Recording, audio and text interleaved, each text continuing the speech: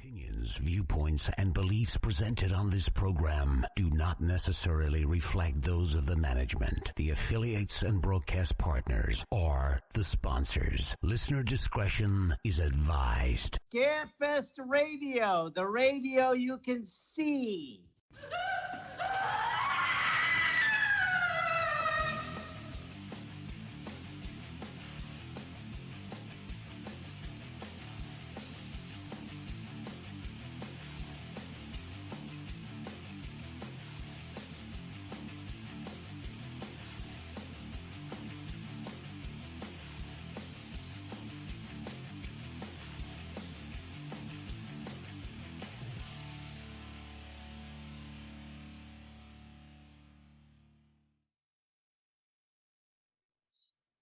And hello and good evening, everyone, and welcome to Scarefest Television.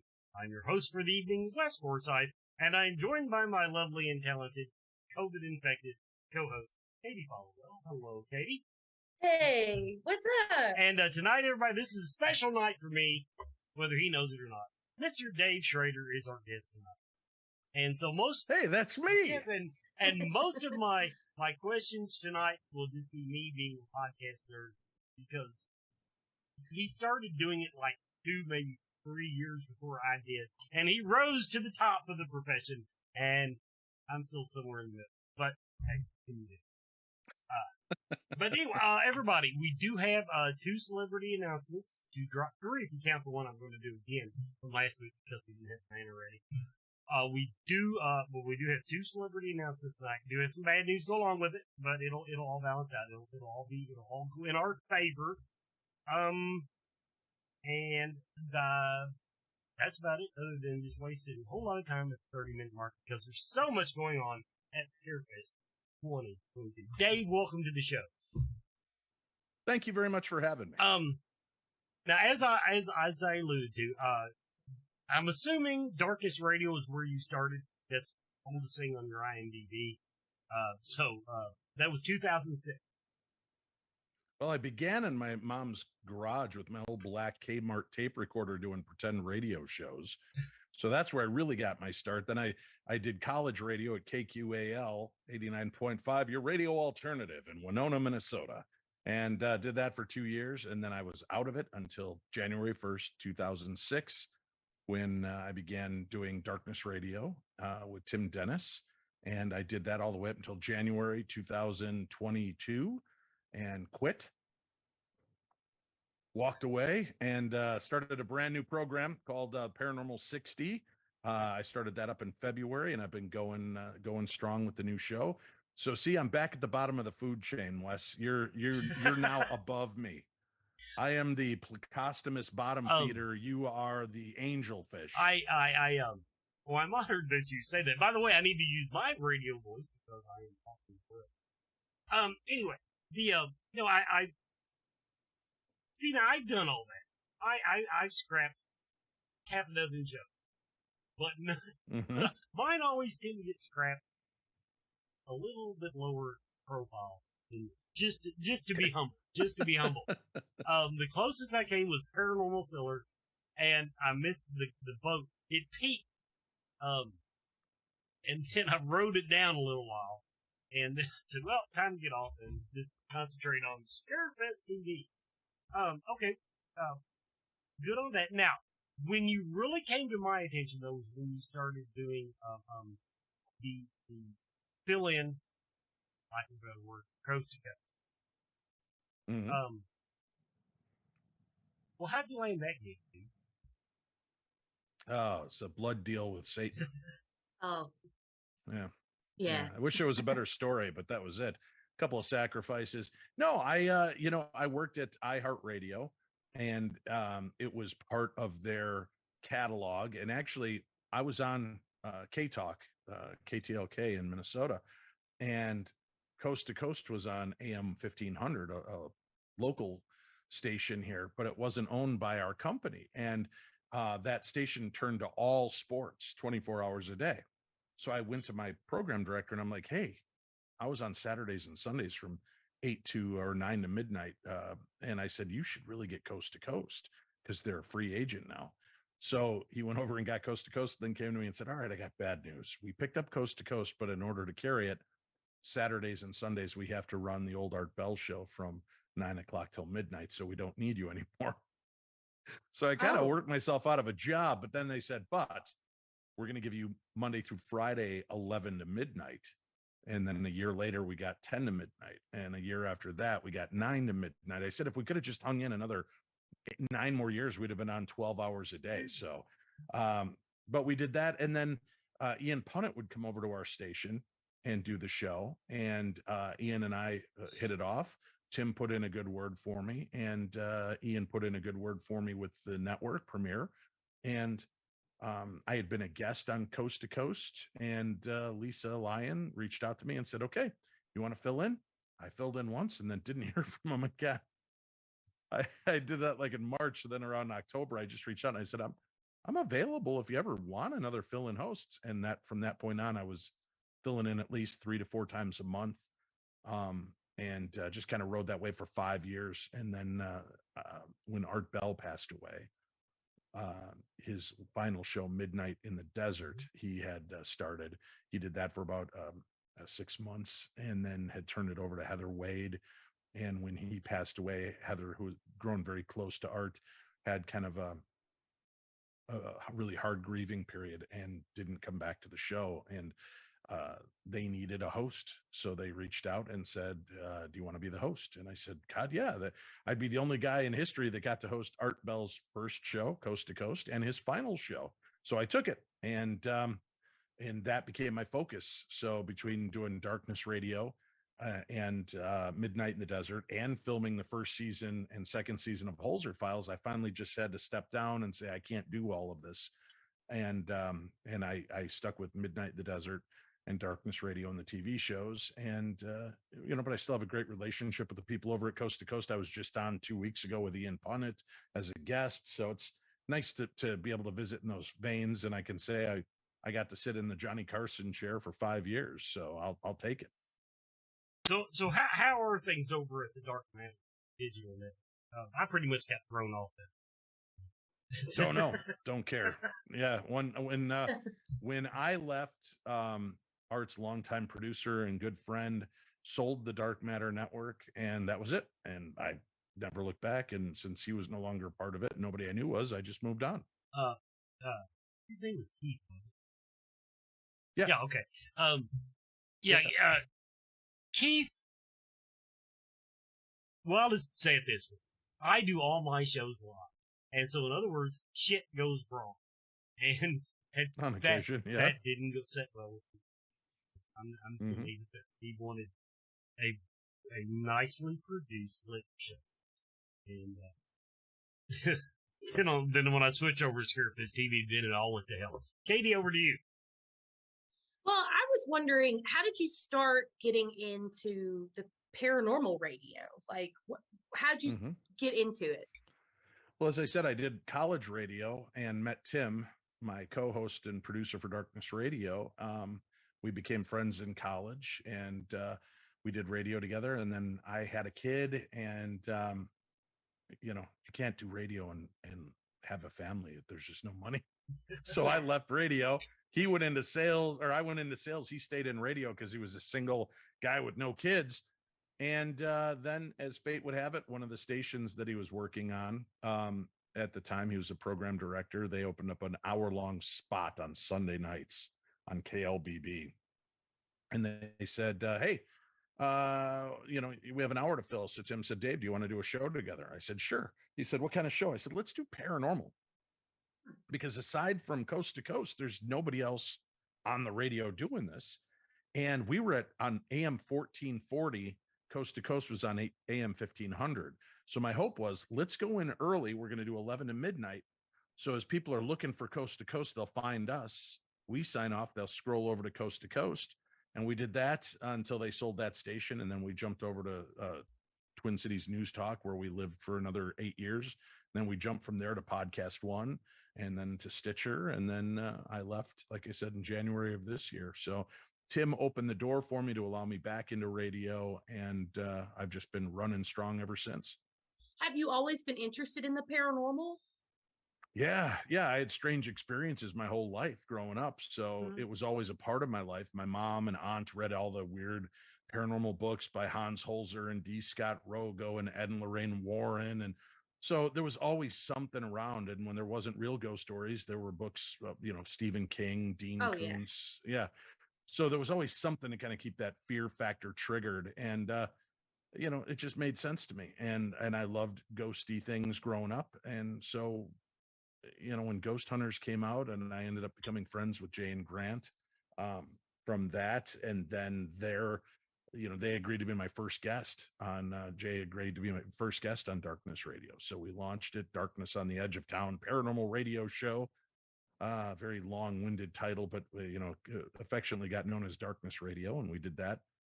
And now I do the Paranormal 60 every Monday and Friday night live. As a matter of fact, as soon as I sign off here, I'm jumping on to do my show tonight at Yeah. 9 Central.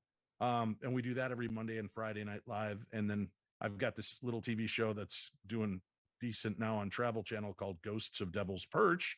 And so that airs every Sunday night on Travel Channel and Discovery Plus. And then I do a recap show of the Devil's Perch on my podcast every Tuesday night, where we look back at the past episode, talk about it, go in depth, and give a little bit more insight and backstory to what's gone on. So I just try to keep busy, keep my mind going, and keep doing the things I love to do. I thought the Holzer files that really caught my eye. I love history in the Mm-hmm. paranormal, and I wasn't super familiar with him, so I just Right. started doing some research just when I was looking you up, and I was like, that seems so interesting. Yeah. And is that on Discovery Plus? Yeah, it's on Discovery Plus, and sometimes I'll do reruns of it on Travel Channel. It was a shame because Hans Holzer was one of the forefathers for the paranormal and investigating. I mean, he had the first show called The Ghost Hunter, and Yeah. wrote over 145 books, and did radio and TV, and he co-wrote the movie Amityville 2. And I mean, he was a big deal in the paranormal field, but unfortunately, his star got outshined by the current wave of paranormal projects, with everything from most haunted to ghost hunters to dead famous, paranormal state, ghost adventures. So There's a so lot of many. people, a lot of people didn't know who Hans Holzer was, and I think that kind of cost us in the end with the show. That's why it didn't succeed as well as we had all hoped. Had they called it Holzer's Ghost Files, I think that would have at least opened the door for a lot more viewers to check us out. But I'm just thrilled that we got to do 23 episodes, and I got to re-examine case files from a legend in our field. So I'm just thankful. Yeah. It's a kind of a shame that I feel like the public, I don't know, they don't appreciate the history of it. They just want to be scared. But sometimes the long historical stuff creeps me out more than, Right. Mm-hmm. demons or whatever. But um so I started getting interested in ghost hunting when I was a teenager. And I saw that you wrote a book about ghost hunting for teens. Mm-hmm. Tell me Yeah, about we that. actually we wrote the book for everybody. Marley Gibson at the time was a teen young adult author, and it was kind of like, Twilight and Vampire Diaries and all that stuff was just starting to hit. And she was writing a book series called The Ghost Huntress. And they said, hey, we should do a companion book. Do you want to do a book on how to ghost hunt? She said, well, I'm good friends with Dave Schrader, who's on this TV show called Paranormal Challenge with Zach Bagans, and he's been doing Darkness Radio. Why don't I see if he'll co-write it? And they said, okay. And we brought in her boyfriend, Patrick Burns, and sat down and kicked out kind of a fun little instruction manual. We want to make it light and easy to read. I call it good bathroom reading, right? You can knock out a chapter in a few minutes. And then at the last minute, it went from being called The Other Side, a guide to ghost hunting and the paranormal. They decided to slap teen on the cover, which I thought was kind of short-sighted because then that limits our audience base. But I sell them at public events all the time and people buy them. I tell them, ignore the word teen. It's written for everybody. But I think the only difference was I went back and fleshed out the dangers a little more. And I did a chapter on demonology, just to show them that this is not the X Games of the paranormal. This is not the cool, extreme sport of the paranormal dealing with demons. So I did my best to discourage people from joining that sect because of the danger that it could cause in your own life and to the people that you love. Yeah, I know. It actually caught my eye because you don't see a lot of things marketed to teens. So I'll Right. probably will Oh, it be man. at the show? Oh yeah, I'll have Okay. a box. And I'm coming right from Ireland, right to Scarefest.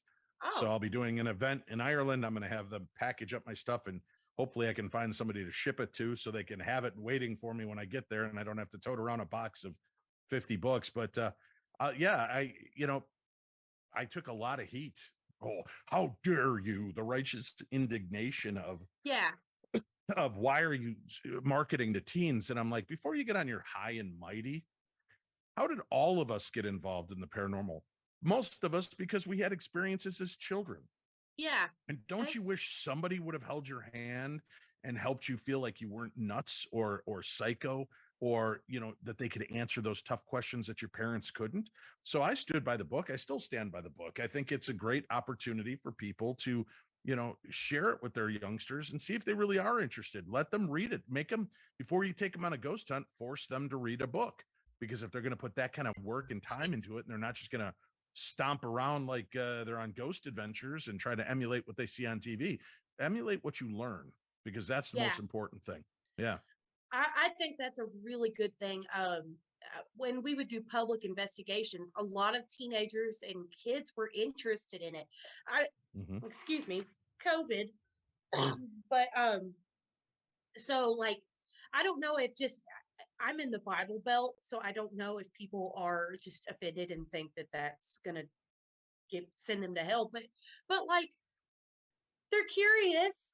Might as well learn it from somebody. I tell people that come at me with the religious aspect, that what I'm doing is wrong and that this is all crazy, as I say, and that when they use religion, I go, have you read the Bible? Oh, I've read it cover to cover. I go, so you've got a book about giants and aliens and people coming back from the dead and people healing the ill and feeding thousands upon thousands of people with one loaf of bread and one fish, and you think that what I'm talking about is scary and weird?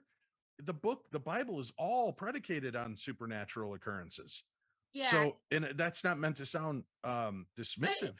It's like we even talk about the Holy Ghost. I mean, obviously, like, but Yeah.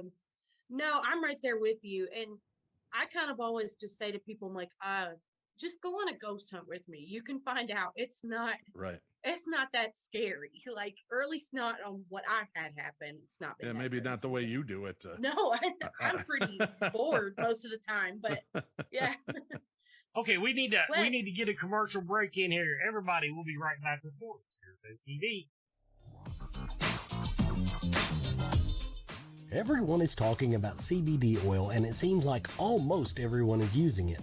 The research is ongoing, but the apparent health benefits are overwhelming. If you're going to use CBD products, though, what brand should you buy? First, find out where the hemp was grown. Imports are flooding the market. How potent is it? Look for a brand that plainly states its concentration on the label. And look for full spectrum CBD. This means the oil contains CBD and all the other cannabinoids, terpenes, and nutrients that are found in the entire cannabis plant. Look for Blue Leaf CBD oil. Blue Leaf Naturals is a Kentucky proud company. They use only Kentucky-grown hemp, supporting Kentucky farmers and businesses. Visit their website at blueleafcbd.com now and use the code SMILE at checkout for free shipping.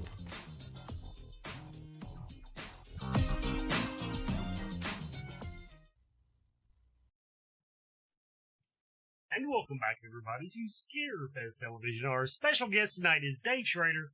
Okay, I need to get one in from the chat room. You got hit on the Holzer's Files and apparently got hurt on the last episode of your new show. Does that bring any caution? Does it make you think twice about what you do? No. I've also got 11 kids, so I've been knocked down at home too. I just know to be more cautious now. And that's why I always tell people, what are you, how do you protect Amish? Yourself? Yeah, they go, how do you protect yourself? I go, I have 11 kids. What do you think I know about protection? I'm intrigued by it. And here's the thing is and this isn't putting any other show down, not at all. And I want you to know that everybody deals with the paranormal and perceives it their own way. I got knocked on my ass twice during the Holzer Files, and I got bit in the arm. And I was not quick to jump on the demon bandwagon. I took the time to think, this ghost is hurting. This ghost is upset and it wants to be heard. And I showed it respect. And I think that's why we had good closure on our episodes. Cindy kept it together. Shane kept it together as best as he could. And, we showed respect and attention to the spirits. Our goal was never to help the people. Our goal was to help the ghosts and give them a voice again and give history back the right story. So that's always been a part of it.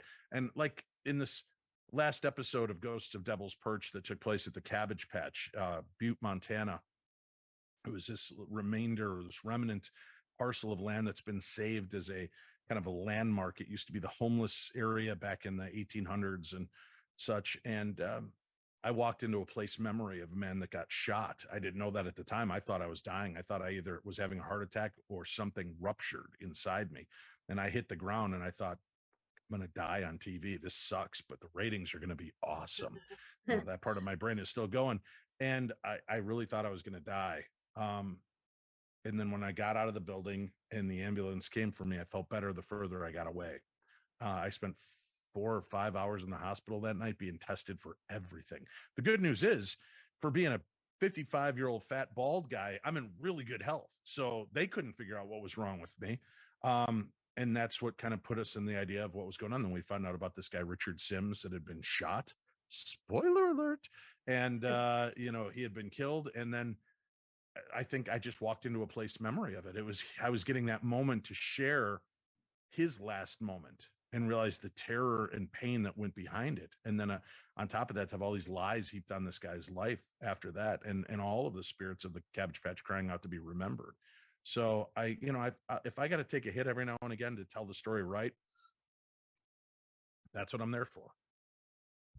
See, you give spirits a lot more credit than I do. I think most time they're just big old douches, and that's why they do that. Could be, but I also give them credit. I'm empathetic. I don't know that I'm an empath, but I'm empathetic to the plight of the spirit. See, now that's my weakness. I've gotten so sick of real people and all the baggage that I see on Facebook, for example.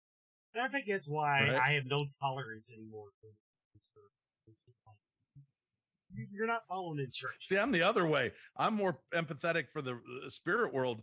People make me crazy. Like I said, I've got kids, ex-wives, ex-workers and co-workers. And I'd like to just be stranded on a desert island sometimes, but a desert island with ghosts, I'd be fine with that. I did want to ask you, now you said you added a portion about demonology in your book.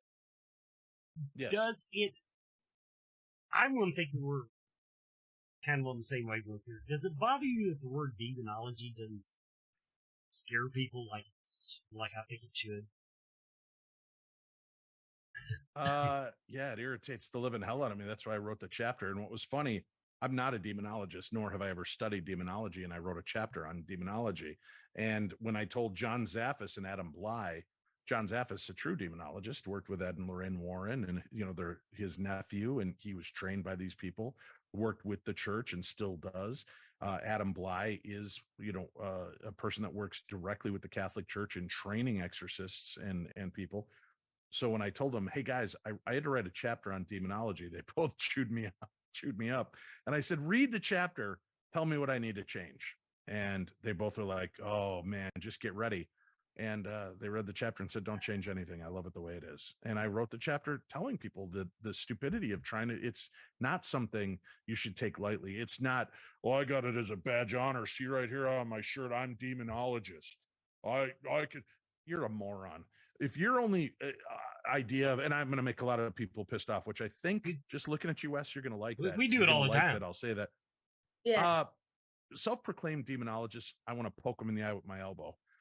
If you haven't put the time in real time, and you haven't put in the fact, if you're, first of all, if you're a parent and you're married and you're a demonologist, you're an idiot, because you may protect yourself, but they'll go after your loved ones. The demons will screw with everything around you. That's what exorcists and demonologists will tell you. So now you put the target on everybody that you love's back. So it should be people whose actual calling to this is a calling. And you could get as mad as you want with me, but do you know how many messes I have to clean up from morons that claim to be demonologists? How many times we've had to go into a haunting? And I've told this story for 17 years, but it's true. This woman contacts me, panicked. She's got a demon in her house. And how do you know it's a demon? Well, I was sitting there and my grandmother's favorite plate flipped off the wall and it shattered. And now somebody had told her, oh, this sounds like a demon, some paranormal group who's demonologist did this. And I'm like, what? And she goes, yeah. And I said, okay. Yeah, my grandmother's plate. I'm like, did it make like a 666 with the broken shards? No. Well, did it look like a pentagram on the floor? No. Then what makes it a demon? It was my grandmother's favorite plate. And I said, so you mean today in hell at roll call, Lucifer stood up in front of his minions and he said, today we rule the world. You, West, you go out and you start trouble in the Middle East. And you, Anita, you go cause the stock market to crash. And you, Dave Schrader, Demon Dave, go break grandma's plate. Knock the plate off the wall. Right. I can see. Right, is that like his idiot nephew who can't get any other job right, so he gives him the plate breaking duty? You know, actually, working at Scare Fest, I kind of get it now. You should not have had that last part. So I just think you got to be cautious. You can't make the claim it's a demon. We could have made a claim it was a demon on every episode. The very first residential case that I ever went on, we went in and the woman was tore up all to hell. None of her stories were particularly scary from a ghost hunter standpoint. But she had contacted her church for help, and her minister had actually said to her, you have a demon in your house, and it's your fault. That's as far as he got involved. And so it just freaked the woman actually out. And I came back, and my evidence showed that it was probably her ex-husband who had died in the house, and he was a dick in life, and he's being a dick now. But he has good intentions. Okay, it's 9:29. Let's go ahead. Let's do our commercial break, and then we got some business to do. Everybody will be right back.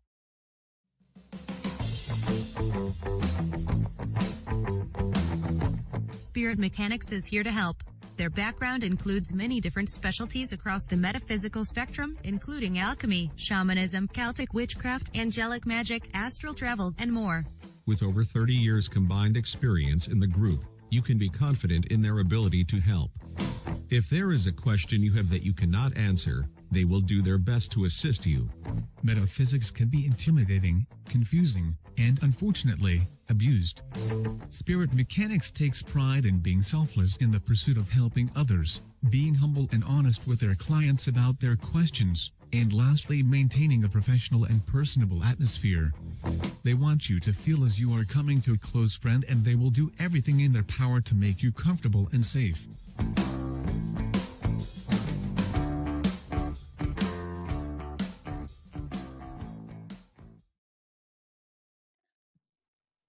And welcome back, everybody. This year we have the banner for Aiden Fisher. Aiden Fisher, the guitar double and body double from Stranger Things from the whole standing on top of the mobile home playing the guitar thing. Yes, we have Aiden Fisher, but now we have a banner for him. I just wanted to get that out there. Okay, now, the bad news is Alan Trotman has canceled.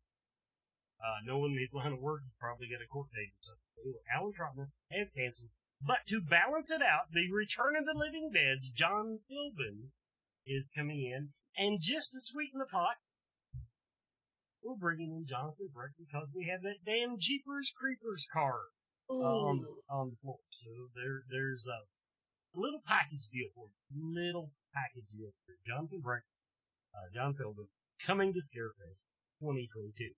I do want to touch on a couple of our sponsoring vendors. Peculiar Things. Now, I went to the website tonight and it was down, or I was down for maintenance. Sold it. But you can find them on Facebook still. Peculiar Artifacts of the Essential Soul. Basically, it's home decor for the essential soul. So, and they got some stuff up for sale, which will interesting on Facebook. Look them up, please. Peculiar Artifacts. And Orbit DVD. Now, if you're looking for some older movies that are not going to find in your Walmart sales bin, they've got new, used, all kinds of stuff. Look them up online, orbitdvd.com, a proud sponsoring vendor of the Scarefest. Now, I'm going to harp on these one more week here. The Scarefest exclusive Friday the 13th mask. That was really good, by the way. Yeah, that's really good. 13X Studios. Each mask is custom made from the... I can't find out to say his name. From the hide of my victims. Yeah. Just Anyway, go with that. Custom two made. iconic correlations. Yeah. Kane Hodder, CJ Graham. So it's kind of a mix between the two. You can order them as an add-on on our ticket page, with or without autographs. And so that, those are on sale. And if you want to get your cute little frame, you need to repost it because it's kind of buried now on the Scarefest group. We are doing little Scarefest weekend frames. The Facebook won't do it for you anymore, so we had to make it complicated. You have to go to another website. Anyway, got those. Horror trivia. Now, I'm going to give you everybody a heads up. We're doing that on Thursday night. We're still doing it on Thursday night. But we're beginning to wonder whether the Lex Life Horror Bar is going to be big enough for horror trivia. So we're keeping our options open there. But we will have horror trivia to launch the Scarefest on Thursday night, October 20th, 2022. We still have axe throwing tickets. Throw axes with your favorite killers. R.A. Mihailoff still had tickets left last time I checked. Rob Mello had just come online.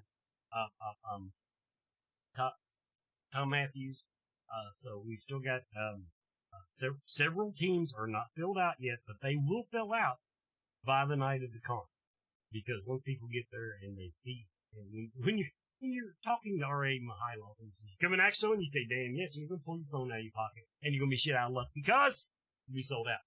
And yes, Jake Godbold's Karaoke. Karaoke is returning to Scarefest Friday night. I think, what did we say? It starts at 9. Anyway, excuse me. Scarefest after party is Friday, October 21st. Karaoke's big draw. We will have very soon the details on the Scream Queen bowling event. But right now, it's karaoke. Keep that in mind. Saturday night, don't forget our biggest Halloween costume extravaganza. Featuring all kinds of stuff. Music, our costume contest. Actually, sorry, Scream Queen is on Saturday. Excellent. Yeah. And also, we've got the drag show on the banner, and we are having the horror drag show. It is a very, very big thing. It's a very, very big popular thing, but we're also looking for maybe mix that up a little bit where more of you can attend. One last announcement on the film festival. It's closed. Leave me the hell alone. I got judges damn thing.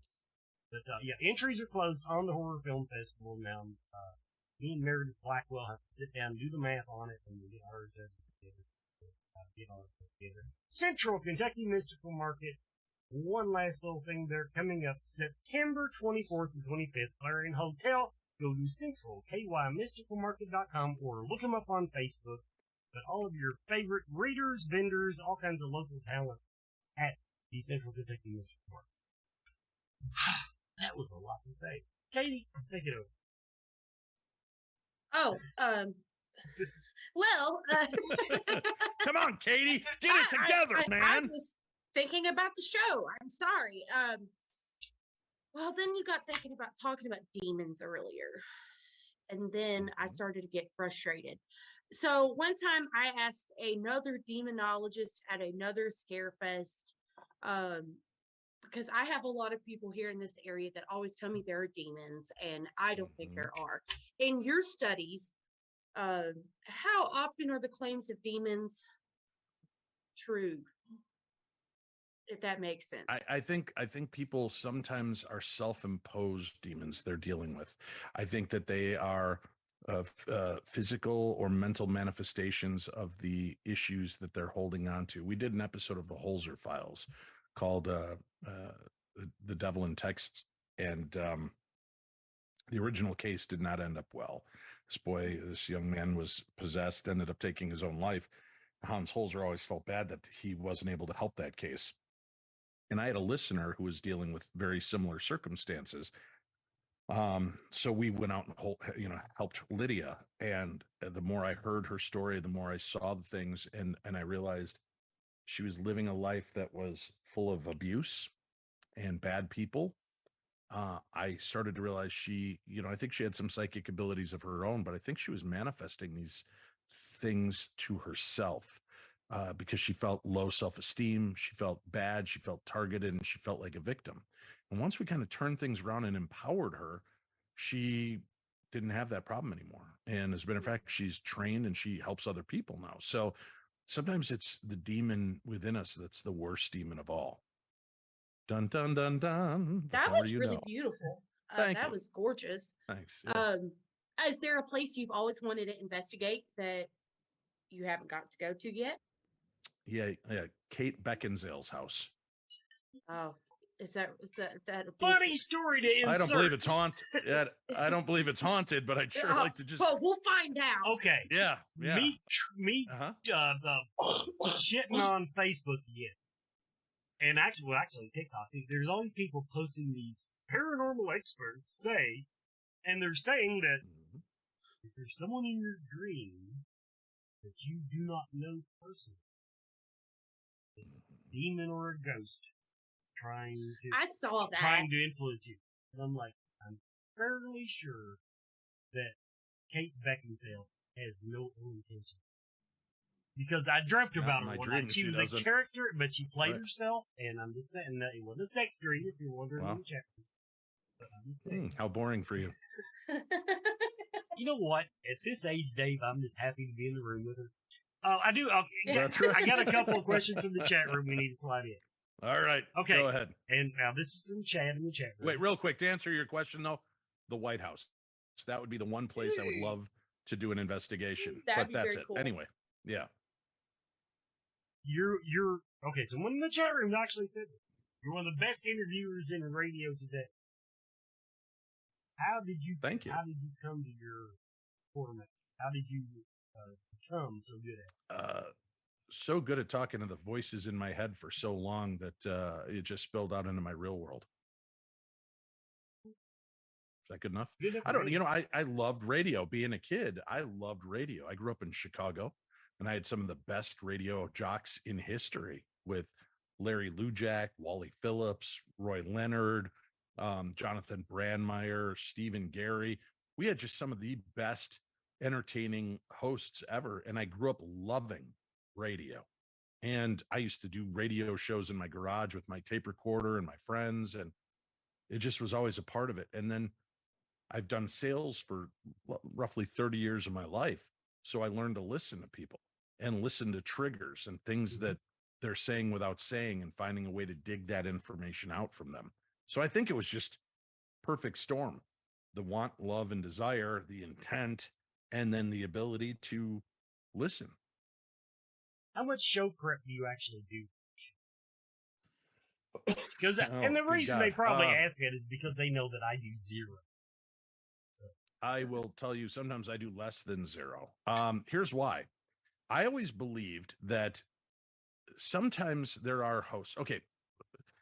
People think that Howard Stern is one of the greatest interviewers on the planet, and he annoys the shit out of me because he'll be like, Wes, yeah. So you, one time you had a dream about Kate Beckinsale, and it was raunchy. It was so raunchy. He's like, no, but I had a dream about her once. Yeah, but it was naughty. No, we were tying knots. We were in a Boy Scout camp together. So I don't like to think that I'm smarter than my guest. And I don't like to think, why am I asking you this if I already know the answer? So I will look at a book and I think, oh, this looks cool.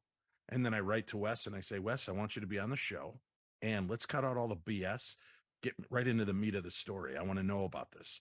And that's what I'm doing now with the Paranormal 60, my new podcast. I gave up the long form interview for shorter forms to try to get right to the meat, because that's all people really care about is the scary, cool, weird, bizarre aspects of these stories. So let's just get to it.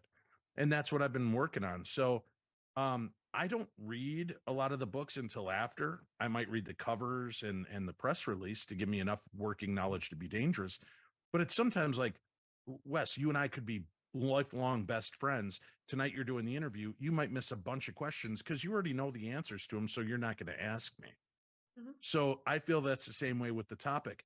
And I will ask people similar questions and I try to reframe them for different people. I mean, you can only talk about UFOs, Roswell, Bigfoot so many times.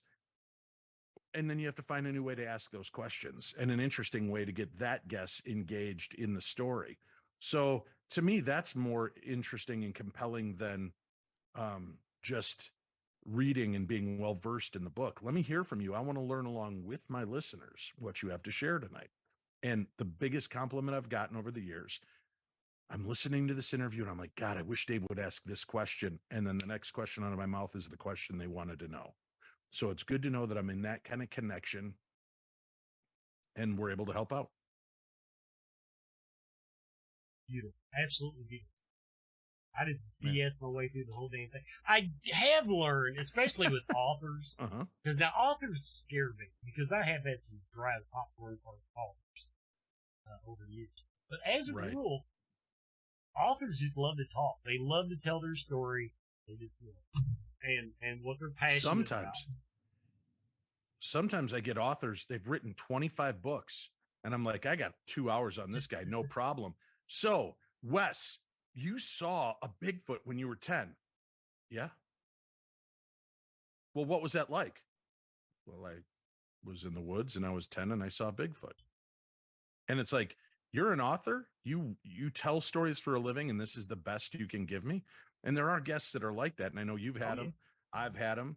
So you just got to find a way to politely get them more engaged in the story, or I'll start joking with them and sound like, man, if you're trying to sell this book, you got to be more passionate than this, Wes. Come on, step it up. Why? What about this? And you try to get them engaged in different ways. But there are some of these authors that they're really good at telling a story on paper, but they cannot hold a conversation at all. I normally have worked seminars at the show, and I always try to ask the guests questions that they haven't heard. Like, my goal is, I'm like, I want the question that throws them off. And I always get like the most awkward, and like sometimes people are actually happy with it, but like I asked, there was one year we had one of the Misfits there. I'm a performer in my spare time, so I was like, how do you get your stage presence built up to be in front of this audience? Like, how do you hype yourself up? And his exact words were, I don't know, I just go out there. And I was like, ah, shit. So like, but I feel that, yeah, just from me being in the audience at Scarefest. Right. Yeah, you gotta, yeah, and sometimes sad thing with some celebrities is they're so bored by their own story, they don't give a good interview. Or, the first time I got to interview Dan Aykroyd, he had written or come out with a DVD. It was Dan Aykroyd Unplugged on UFOs. This was back in 2006. So I was still cutting my teeth as a radio show host. And Dan agreed to do my show. And I listened to him on Coast to Coast, and I listened to him on a couple of the radio shows, and they all, so tell me about the Coneheads movie, and the stupid shit that took him totally off of what he was there to talk about. So I think in the hour we had him, I maybe asked 4 questions. He did a lot of steamrolling so that he wouldn't get asked stupid questions. And then that went so well that years later, when his father released a book on the paranormal and Dan wrote the foreword, I had them both on my show, and I asked many more questions and got a better conversation out of it. I don't blame Dan because he was so tired of, so do you ever see Belushi's ghost? That's the kind of stuff you would get. And it took him, he's like, oh, well, sometimes, but what fascinated me about this UFO story is, and then he tried to get it back on track. So he was very good at directing me. And I always appreciated that. And then when he came back and he gave me the respect back and allowed me to interview his father and him, it was a much better flow, a very cool conversation, and just, everything I hoped it would be. Dan Aykroyd's a great guy. That's awesome. Yeah. From the chat room. Mm-hmm. What did he ask? I got some damn notes here. He asked, oh, here it is. After years of doing this, have you found that any specific topics create better shows? In other words, what's your favorite topic? Do you have a favorite topic? No, I love them all. I love it all. Time travel is really cool, and I love the concept and the theory and the belief system behind it. But I like it all. That's what keeps me interested. Is I try to rotate and talk about different things and different aspects of those things and what makes them interesting to me and what doesn't. And that's where, I just go with it. And I learn more from the crazy people because it's just as fascinating to me why Wes believes that winged hippos are haunting him under his bed. Everybody else is like, this guy's mental. And I'm like, but why does he believe this? That's really intriguing to me. And I want to know that story. And why winged hippos? Well, when I was a kid, I was at the zoo and I tripped and fell in front of the glass and there was a giant hippo who roared at me. Oh, so this is kind of like a PTSD thing, and you get to learn those aspects of people. But I've jibber jabbered like Wes now, and I forgot what the question was. What was it? I just want your favorite topic. What's your most? Oh, I don't have one. I like it all. Here's what I thought was funny. I do a show. I still find this funny. I do an episode of my podcast, and it would be, let's say, Wendigo.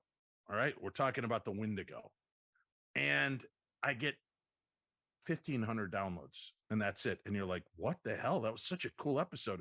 And then I go on YouTube one day and I'm looking up videos on Wendigo, and somebody stole my episode, put it on YouTube, and there's 56,000 views of my episode.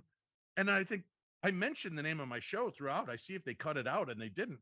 I'm like, well, where are those 56,000 listeners? They obviously like this.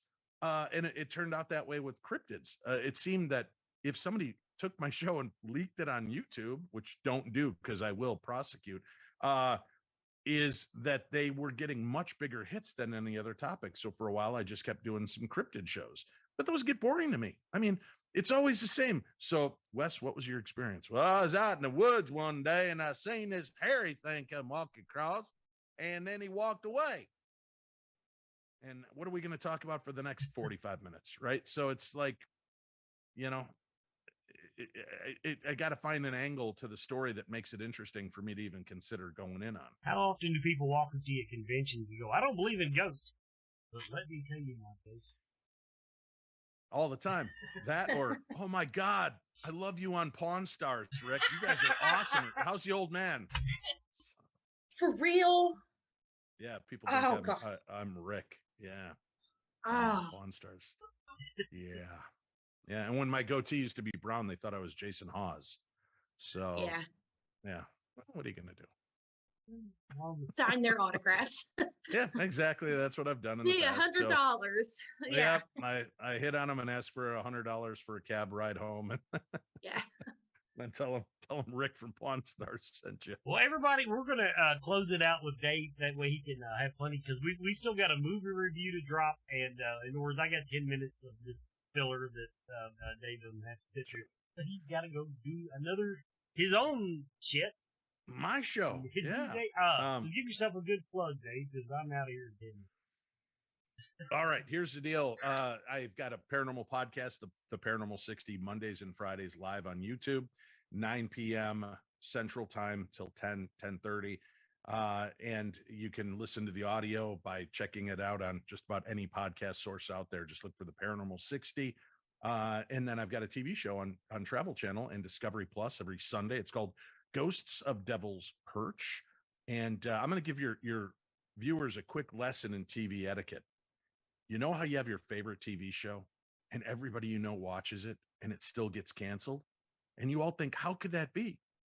Well, most of you are binge watching those episodes. So when they come out once a week, you wait until all 12 episodes are out and then you watch them. The only thing that counts to the networks is the first 48 hours. Who watches it in the first 24 to 48 hours? So if you know you want to watch them all when they come out, do your favorite TV shows a favor. And in the first 24 or 48 hours, just turn them on in the background when you're taking your shower or mowing the lawn or walking the dog, so that they count to the ratings, and then go binge watch them when they're all caught up. but make it count in those first 24 to 48 hours, and you will start to see your favorite shows stay on longer. So there's just a little tip from Uncle Dave. And the only other thing I have to say is be nice, be kind, be respectful, and enjoy life because it's much too short a ride. Beautiful way. And I'll see you at Scarefest. How about that? Yeah. Woo! All right, everybody. This has been Dave Schrader tonight, and he will be a guest at Scarefest 2022. We're going to go to commercial break now. Then we got Bonehead Weekly. We're going to eat up your last 8 minutes with marketing stuff. So, see you in a minute. Horror. Movie. Fans. 4. Life. On Facebook. Find us. 4 watch parties. 4 news. 4 memes. 4 friends. 4 life. Horror movie fans for life. Join us.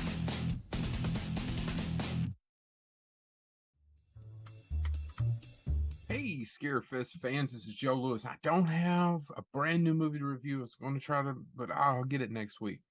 What I did want to do is dig through the vaults and find something that maybe you've never seen that you can watch free. This movie's on Amazon, but it's also on Pluto. You can download the app for Pluto and watch it free. And I think it's a movie most of you haven't heard of. And I don't know why, because you should have heard it. Heard of it. It's got Jesus and Hellboy battling space dragons. And if your interest is piqued, then I've got it even more. It is called Outlander from 2008. And no, it's not about some time-traveling slut trying to get it on with some Scottish dude. No. No, this is actually a good story. I just made 50% of our audience mad. Sorry. Anyway, I love this movie, but no one's ever heard of it. I even have my DVD copy. See where I bought it at Blockbuster? You guys remember a Blockbuster? So Jim Caviezel, Jesus, somehow in space in another planet, and it's kind of a medieval theme. It's excellent, and he ends up with these other folks at this tribe. Jesus crash lands on Earth, or is it Earth? And it's all kind of medieval, and these two groups are fighting back and forth, and they've got these cool space dragons that they have to fight off. If I tell you more than that, that really is the plot. But it also has Ron Perlman. It has Jim Caviezel. It has the great John Hurt, who's also in Hellboy, plays Hellboy's dad. It's an excellent movie. It's called Beowulf Meets Predator. That's not far off. It's not far off. He has to use this medieval age weaponry to fight off the space dragons. I don't know what else to call them, folks. I mean, you got to watch this movie. It's called Outlander. Once again, not about a time-traveling floozy, but this guy who is from out there, here, Outlander. You got to turn it on. You got to get over to Pluto and check it out. Crash lands in what we think Norway during the Iron Age. And basically, it looks medieval to me, but it's Vikings. There's not a ton of plot here. There is a twist. I hope I haven't given too much of it away.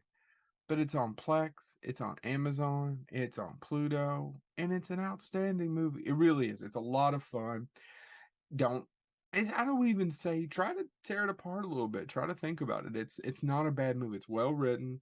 It has some great character actors in it, and it's a lot of fun. So if you have time, I know this is one of the more shorter videos, but if you have time, check out 2008 Outlander. Not to be confused with a TV series with the slut and a time machine. I'm joking. I gotta stop making. I've never actually watched the Outlander series. I have no idea. Anyway, check it out. Outlander 2008 with Jesus, Hellboy, and Hellboy's dad fighting off space dragons. This has been Joe Lewis of Bonehead Weekly.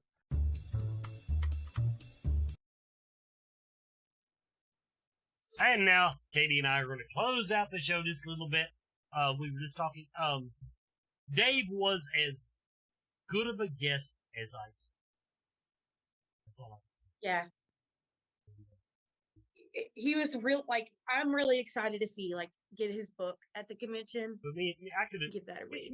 I could have just sat there and told war stories, compared war stories with him for the entire hour. I didn't even get around to asking him what his worst show was. Mine. I thought about asking that, but I was like, I don't know if he'll answer. Well, you just asked him not to give names. See, my But worst. tell me off the air. My worst. Now, my worst show was not my worst guest. My worst guest was the infamous vampire expert. It was not a vampire at all. And as in, he was a 70-year-old man who had dreams and decided to write a book. He was still going to school to learn how to be an author. And that was his point. And his agents told me he was a vampire expert. And it was kind of like his version of vampires in his books were kind of like, he was really Twilight. Except I don't think they sparkle. But other than, it was. So every real expert knows they do sparkle. So it happens. It happens. So everybody, next week will be the council episode. Adrian and Brandon will be on here with me to kind of try to catch everybody up on because now that we're in we're out of the big picture stuff. Now we're getting into the minutia, and we're realizing the massive peaks that we've set ahead of us. And I'll kind of give you a hint on a couple of changes we're thinking about making to make things go a little smoother tonight. But we'll hopefully have more details next week. Katie, thanks again for sitting in. Thank you for having me. And you're coming along quite nicely. So everybody, thanks. Hopefully next time I won't have a health problem. Well, yeah. Let's hope you stay away from COVID. I'm good for 3 months. You guys can hug me at the convention. You're supposed to be more like me, antisocial. Everybody, this has been Scarefest TV.